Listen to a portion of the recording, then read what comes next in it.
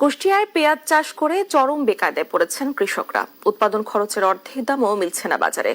বিক্রি না হওয়ায় ঘরেই পচে নষ্ট হচ্ছে পেঁয়াজ। লোকসান এড়াতে অনেকেই বাধ্য হয়ে ফেলে দিচ্ছেন ফসল।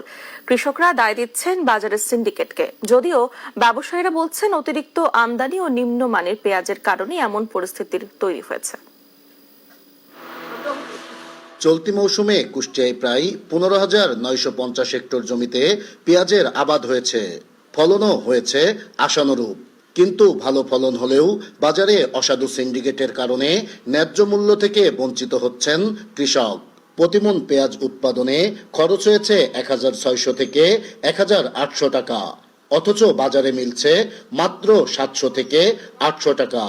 অর্থাৎ প্রতি মনে 800 থেকে 1,000 টাকা পর্যন্ত লোকসান গুনতে হচ্ছে।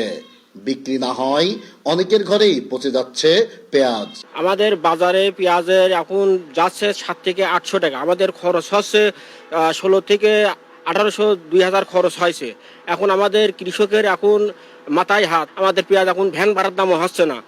পয়সা করলে যাচ্ছে আর দাম 700, 750 টাকা দাম।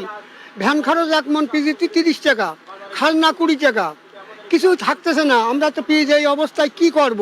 এপিট ওপিট করে এখন আর পেঁয়াজ ঠেকাই নিয়ে যাচ্ছে না, পেঁয়াজ পচেই যাচ্ছে। পেঁয়াজের ভিতর পোকা তৈরি হয়ে যাচ্ছে, পোকা ঘরে পড়তেছে। এই যে কারণে পেঁয়াজ ফেলা দেওয়া ছাড়া তো কোনো উপায় নাই আমার।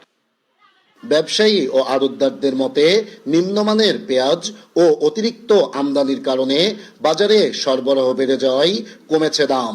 চাষি যে পেঁয়াজগুলো আপনার মাঠ থেকে তুলে নিয়ে আসে, এগুলো ধরেন মাঠের থেকে নষ্ট হয়েছে। চাতালে রাখছেন ভালো জিনিস, সেগুলো নষ্ট হয়ে যাচ্ছে। চাষি রাখতে পারছে না, চাষি বেশি আমদানি করছে, তাই আমদানির পরিমাণ বেশি হওয়াতে দাম কম। চাষিরা পেঁয়াজ ঘরে রাখতে পারছে না, এই জন্য বেচাই লাগছে যে কোনো দামে, এই জন্য দাম কম। কৃষকদের পেঁয়াজ সংরক্ষণ করে পরে বিক্রির পরামর্শ কৃষি বিভাগের। এখানে তো সংরক্ষণ, এটা দেখবেন আবার 2 মাস পরে আমার কিন্তু দামটা বাড়বে। হ্যাঁ, এখন যারা রাখতে পারবে, সেই সংরক্ষণ যাদের এই সুবিধা আছে, তারা কিন্তু দামটা পাবে। বিশেষজ্ঞদের আশঙ্কা, মৌসুমে পেঁয়াজের বাজারে এমন ধস নিয়ন্ত্রণ করা না গেলে ভবিষ্যতে পেঁয়াজ আবাদে আগ্রহ হারাতে পারেন কৃষকরা।